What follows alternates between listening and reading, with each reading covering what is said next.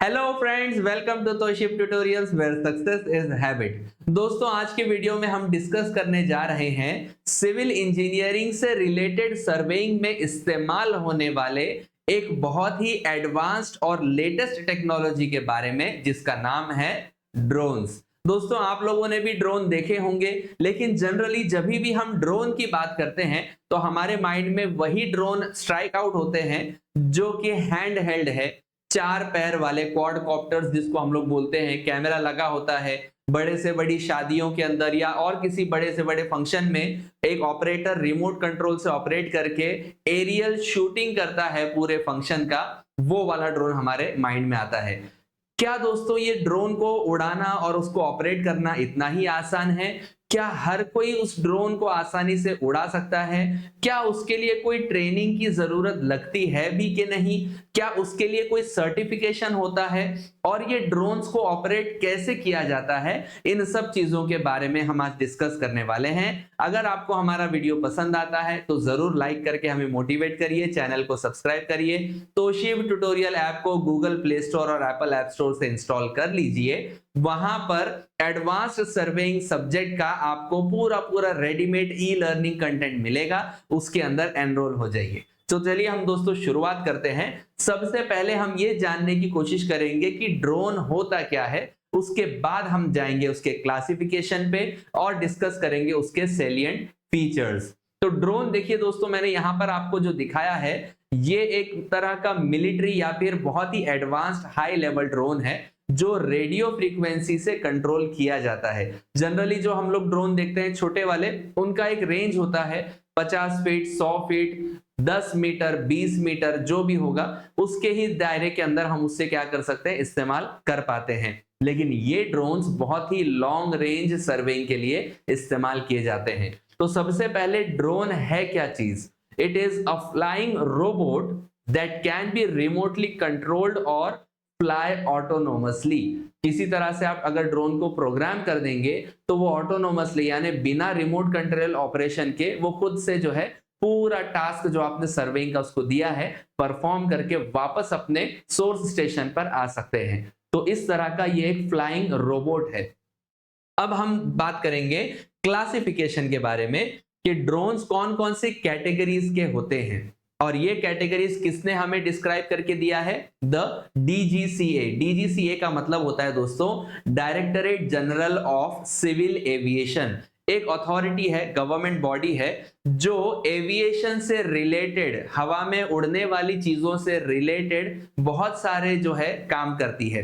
किस तरह के काम? सबसे पहले पायलट्स को लाइसेंस इशू करवाना, चाहे वो ड्रोन पायलट हो, चाहे वो एयरक्राफ्ट पायलट हो या फिर हेलीकॉप्टर पायलट हो। हर तरह के उड़ाने जैसी चीजों पे जो जो डिवाइसेस, जो मशीनरीज आप हवा में उड़ा सकते हो, उन सब के लाइसेंस इशू करवाना, दैट कम्स अंडर डीजीसीए।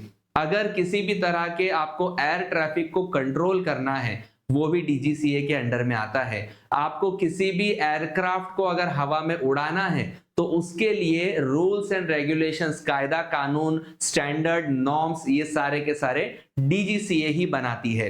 और इसके अलावा अगर किसी भी तरह के एक्सीडेंट्स हो जाते हैं, कोई हादसा हो जाता है, तो उसका इन्वेस्टिगेशन भी डीजीसीए के ही अंडर में आता है। और इंटरनेशनल सिविल एविएशन एजेंसी जो है उसको रिपोर्ट करना, जो भी अपने इंफॉर्मेशन है, मालूमात है, उनके साथ में शेयर करना, ये भी directorate general of civil aviation authority के जिम्मेदारी में आता है। तो डीजीसीए हमें क्या बताता है दोस्तों? It classifies the drones based on their take off weight. ठीक है दोस्तों, सबसे पहली चीज आपको समझना है कि मैक्सिमम टेक ऑफ वेट के बेसिस के ऊपर जो है ड्रोन्स का क्लासिफिकेशन होता है। उनके साइज के ऊपर नहीं, small drones, big drones, very large drones, ऐसा नहीं होता है, उसके वेट कैटेगरी के ऊपर। This weight based classification determines the operational rules such as the registration requirement, altitude restrictions and the need for permissions. आपके वेट बेस्ड क्लासिफिकेशन पे define होगा कि क्या आपको अपने ड्रोन के लिए रजिस्ट्रेशन लाइसेंस लेने की जरूरत है या नहीं है, उस ड्रोन को आप कितने हाइट तक उड़ा सकते हैं। अगर आपने रेडियो फ्रीक्वेंसी कंट्रोल्ड ड्रोन अगर आपने एक्सेस किया हुआ है तो उसकी जो लिमिट होती है वो बहुत ज्यादा होती है। तो क्या आप उसको एक्सट्रीम लिमिट तक उड़ा सकते हो, या फिर किसी तरह के सेफ्टी जोन में आने की वजह से या फिर कोई भी सेंसिटिव एरिया में आने की वजह से आपको ड्रोन की फ्लाइट जो है, उसका हाइट जो है उड़ान का, वो आपको कम करना पड़े या नहीं करना पड़े। And are there any need for permissions, क्या आप उस तरह के ड्रोन को उड़ाने के लिए गवर्नमेंट की परमिशन लेना जरूरी है, क्योंकि दोस्तों हर काम हमारा स्टैंडर्ड रूल्स एंड रेगुलेशंस के तहत होना चाहिए। तो ये सब चीजें जो है directorate general of civil aviation authority हमको बताएगी। अब हम देखेंगे कौन कौन से तरह के ड्रोन्स होते हैं actually. First of all the nano drones. Nano drone कौन से होते हैं? जिनका मैक्सिमम टेक ऑफ वेट होता है 250 ग्राम तक, उससे ज्यादा टेक ऑफ वेट वो नहीं बेयर कर सकते, उनको कहा जाता है the nano drones. Nano drones के लिए जनरली आपको किसी भी लाइसेंस की जरूरत नहीं होती, यानी जो हम खिलौने देखते हैं ना मार्केट में ड्रोन के नाम पर, उसके लिए किसी तरह का प्रॉपर लाइसेंस आपको बनाना नहीं पड़ता, वो सब नैनो ड्रोन के कैटेगरी में आते हैं। उसके ऊपर जितने भी ड्रोन्स आएंगे they need certain permissions to be taken before you provide them their first flight। अगर आपने इस रूल का पालन नहीं किया तो फिर हो सकता है आपको किसी तरह की सजा भी सुनाई जा सकती है गवर्नमेंट से। तो सेकंड कैटेगरी आता है द माइक्रो ड्रोन्स, जिसका टेक ऑफ वेट 250 ग्राम से 2 किलोग्राम तक हो सकता है। तो ये हो जाता है माइक्रो ड्रोन्स, यानी ये बहुत ही छोटे कैटेगरी में आ रहे हैं दोस्तों। इसके बाद में भी देखो तीसरा जो नाम है that is called as the small drones. Small drone यानी drones having take off weight between 2 kilograms to 25 kilograms. जिस ड्रोन की टेक ऑफ कैपेसिटी 2 से 25 किलोग्राम की है उसको हम स्मॉल ड्रोन कहते हैं। Then comes the medium drone 25 से 150 किलोग्राम की कैपेसिटी में, और जितने भी ड्रोन की टेक ऑफ कैपेसिटी 150 किलो से ज्यादा है they come under the large drone category. तो ये सारे के सारे जो क्लासिफिकेशन है ये हमें डीजीसीए ने प्रिस्क्राइब करे हुए हैं। अब हम देखेंगे कि इन ड्रोन के अंदर क्या ऐसी स्पेशलिटीज हैं जिसकी वजह से हम लोग इसका इस्तेमाल सर्वेइंग के अंदर कर सकते हैं। तो now we are coming to the salient features of drones। सबसे पहला point the navigation and GPS. जहां जहां आप ड्रोन को लेके जाओगे वो आपको उधर का लोकेशन ट्रैक करने की पॉसिबिलिटीज देगा। GPS technology in drones enables them to pinpoint their location with incredible accuracy। अगर आप ऐसी जगह का सर्वे कर रहे हो जहां तक आप खुद नहीं जा सकते तो उस जगह के लोकेशन को आइडेंटिफाई करना जीपीएस नेविगेशन से ये आप ड्रोन के थ्रू कर पाते हो। Waypoint navigation allows user to pre plan a route and the drone will follow it precisely. Waypoint navigation एक सिस्टम है, अगर आपने प्रोग्राम कर दिया अपने ड्रोन को तो वो प्रॉपरली वही रूट से ट्रेवल करेगा और फिर वापस से उसी रूट से प्रिसाइजली वापस भी आएगा। इससे क्या होता है दोस्तों, ड्रोन के अंदर हम कैमरे लगाते हैं और वो कैमरा जो है आपको लाइव जो उस वक्त में उस जगह के ऊपर जो भी जो लैंडफॉर्म है उसका आपको live actual imagery, actual video आपको वो प्रोवाइड करता है। इसीलिए आप उसको फ्लाइट को एक प्लान देते हो कि यहां से इतना किलोमीटर तक आपको फ्लाई करना है, इतने हाइट के ऊपर 100 फीट 50 फीट 200 फीट जो भी है, और फिर उसी प्लान से उसी ट्रेवल रूट से वापस आना है। तो इस तरह से आपका सर्वे करने में जो है टाइम काफी सेव हो जाता है और ज्यादा प्रिसाइज आपको सर्वेइंग करने मिल जाता है। Next is obstacle avoidance. Drones can navigate around trees, buildings and other objects making them safer and easier to fly.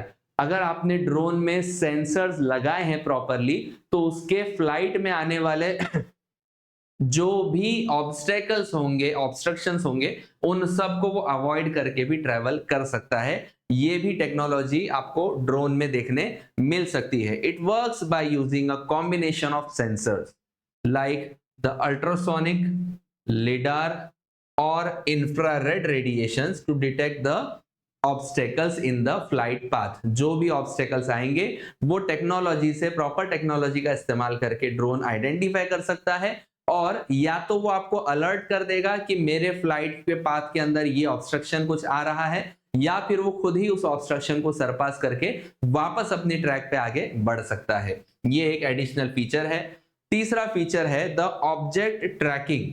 Object tracking दोस्तों एक जबरदस्त फीचर दिया गया है ड्रोन्स के अंदर, जो हमें नॉर्मल जो हैंड हेल्ड ड्रोन है उसमें देखने नहीं मिलता।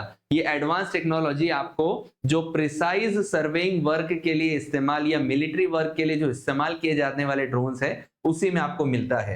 Once a subject is selected, देखिए यहां पर क्या बताया गया है, अगर आपने किसी ऑब्जेक्ट को ट्रैक करके उस पे पिन पॉइंट कर दिया अपने ड्रोन को, the drone uses it's sensors and AI algorithms to maintain focus on that subject, allowing for effortless tracking and following of the object। अगर आपको किसी गाड़ी का पीछा करना है, आपने ड्रोन में प्रोग्रामिंग पुट कर दिया, ऑब्वियसली वो सब सॉफ्टवेयर का पार्ट है जो हमें सीखना नहीं है, हमें बस उसके यूजेस के बारे में जानना है दोस्तों।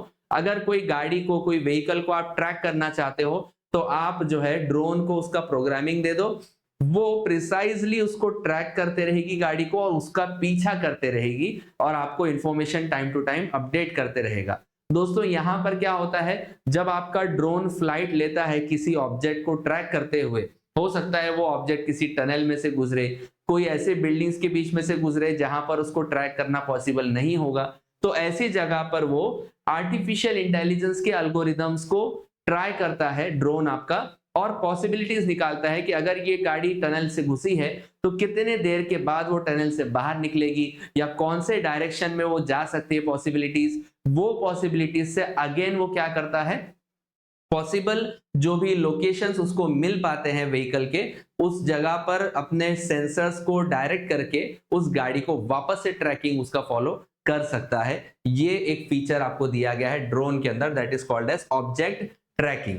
अगले हम फीचर्स को देखेंगे दोस्तों, द जेस्चर कंट्रोल। आप अपने, जैसे आपने देखा होगा आजकल स्मार्टफोन्स के अंदर, राइट, हैंड वेव करो तो आपका जो है कैमरा एक्टिवेट हो जाता है, वो फोटो क्लिक कर लेता है, वगैरह वगैरह। ऐसे बहुत सारे जेस्चर ओरिएंटेड भी आपको गैजेट्स देखने मिलते हैं आजकल लेटेस्ट टेक्नोलॉजीज में।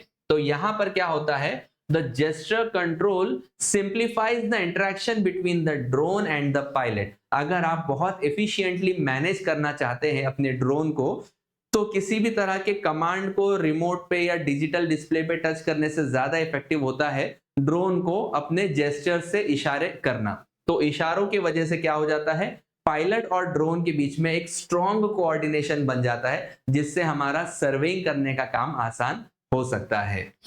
नेक्स्ट है स्मार्ट बैटरी मैनेजमेंट। ये एक बहुत ही जरूरी फीचर है दोस्तों, जो हर ड्रोन में होना चाहिए, क्योंकि अगर आपके बैटरी मैनेजमेंट ड्रोन में नहीं है तो हो सकता है कि आपकी बैटरी ज्यादा ड्रेन ऑफ हो, क्योंकि आपके ड्रोन में सेंसर्स लगे हुए हैं, कैमरा रिकॉर्डिंग चालू है, उसको अपना फ्लाइट टेक ऑफ करना है, अपनी हाइट मेंटेन करना है, तो उतने ज्यादा जो है इसके प्रोपेलर्स को तेजी से घूमना पड़ेगा। हर चीज में दोस्तों बैटरी कंज्यूम होगी, नेटवर्क सिलेक्शन के लिए, जीपीएस एक्टिवेशन के लिए।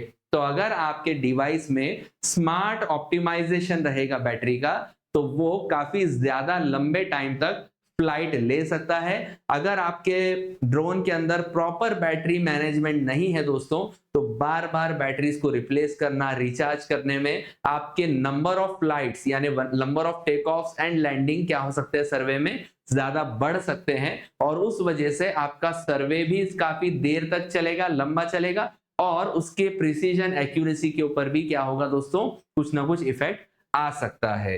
तो इसके लिए स्मार्ट बैटरी मैनेजमेंट जरूरी है, और ऐसा प्रोग्रामिंग होना चाहिए कि जब उसकी बैटरी काफी ज्यादा लो हो जाए तो ड्रोन खुद ब खुद आकर जो है जमीन पर लैंड कर दे। ये नहीं हो जैसे हमारे मोबाइल फोन्स का होता है, अगर बैटरी 1% पे आ गई और हम इस्तेमाल कर रहे हैं, कुछ ना कुछ काम कर रहे हैं, तो सडनली क्या हो जाता है, मोबाइल टर्न ऑफ हो जाता है। अगर ड्रोन इस तरह से टर्न ऑफ हो गया दोस्तों, तो वहीं के वहीं ड्रोन का एक्सीडेंट हो सकता है, आपका ड्रोन डैमेज हो सकता है, डेटा भी आपका लॉस हो सकता है। इसीलिए आपके ड्रोन में इस तरह का सेफ्टी फीचर होना चाहिए कि जब परमिसिबल लिमिट से भी नीचे आपकी बैटरी ड्रेन होने लगे तो जो आपका ड्रोन है वो एक सेफ प्लेस पे पहले ऑटोमेटिकली लैंड हो जाए, जिससे उसका डैमेज होना रुक सकता है दोस्तों। तो ये स्मार्ट बैटरी मैनेजमेंट में आता है। एंड द लास्ट पॉइंट, वैसे तो फीचर्स बहुत सारे हैं दोस्तों, लेकिन जो इंपॉर्टेंट और इंटरेस्टिंग लगते हैं वही वाले फीचर्स मैंने आपके लिए हाईलाइट किए हैं। एग्जाम में अगर 4 मार्क्स का क्वेश्चन आता है तो इन 6 पॉइंट्स में से कोई भी 4 पॉइंट आपको लिखना जरूरी होगा। The last point is geo fencing. Geo fencing का मतलब है दोस्तों, आप अपने ड्रोन को प्रोग्राम करोगे, जैसे फॉर एग्जांपल एयरपोर्ट्स हो गए, नेवल डॉक हो गए और एयरफोर्स रीजन्स, मिलिट्री बेसिस, ये कुछ ऐसी जगहें हैं जहां पर लोकल पब्लिक्स को ट्रेसपास करना यानी वहां से गुजरना मना होता है। तो अगर आप ड्रोन उड़ा रहे हो और वो ड्रोन आपका ऐसे नो फ्लाइंग एरिया में पहुंच जाए तो आपके ड्रोन को शायद डैमेज करके गिराया भी जा सकता है। तो ऐसे सिचुएशन में हम क्या करते हैं, वर्चुअली आपके ड्रोन के अंदर आप प्रोग्राम करके एक दायरा बना देते हो, एक फील्ड बना देते हो, एक बाउंड्री बना देते हो, जिसके बाहर आप जो है ड्रोन को उड़ने से, फ्लाई करने से प्रोहिबिट कर सकते हो, रोक सकते हो। तो उसको कहा जाता है जियो फेंसिंग। ऐसा करने से दोस्तों आपका जो ड्रोन है वो आपके कंट्रोल से आउट जाने से, कंट्रोल के बाहर जाने से भी बच सकता है। आपके कंट्रोल नेटवर्क के बाहर जाकर ड्रोन का आपका गुम हो जाना ये भी बच सकता है। और नो फ्लाइंग जोन्स में ड्रोन का नहीं उड़ाना, ये लिमिट और ये रूल भी आपसे ओबे हो सकता है। तो यहां पर देखिए, geofencing is a regulatory and safety feature that uses GPS coordinates to create virtual boundaries. यानी आपने अगर उसको प्रोग्राम कर दिया तो वो कोऑर्डिनेट्स के शेप में, यानी यहां से 200 किलोमीटर दूर, 200 तो ज्यादा ही हो गया, यहां से 10 किलोमीटर दूर तक ही जाना है, उसके आगे हमको नहीं बढ़ना है। अगर आपने ये प्लानिंग कर दिया तो आपका ड्रोन भी वही रूल फॉलो करेगा और आपका ड्रोन आपसे मिसप्लेस होने से, लॉस्ट होने से बच सकता है। तो these boundaries can be set to restrict the drone from entering prohibited areas such as near the airports, naval bases, military bases, etc. तो दोस्तों ये थे आपके ड्रोन के क्लासिफिकेशन और साथ ही साथ में उसके सेलिएंट फीचर्स। अगर आपको हमारा वीडियो समझ में आ रहा है, इंफॉर्मेटिव लग रहा है, तो जरूर तोशिब ट्यूटोरियल ऐप के ऊपर जाइए और एडवांस्ड सर्वेइंग कोर्स में एनरोल हो जाइए। Thank you.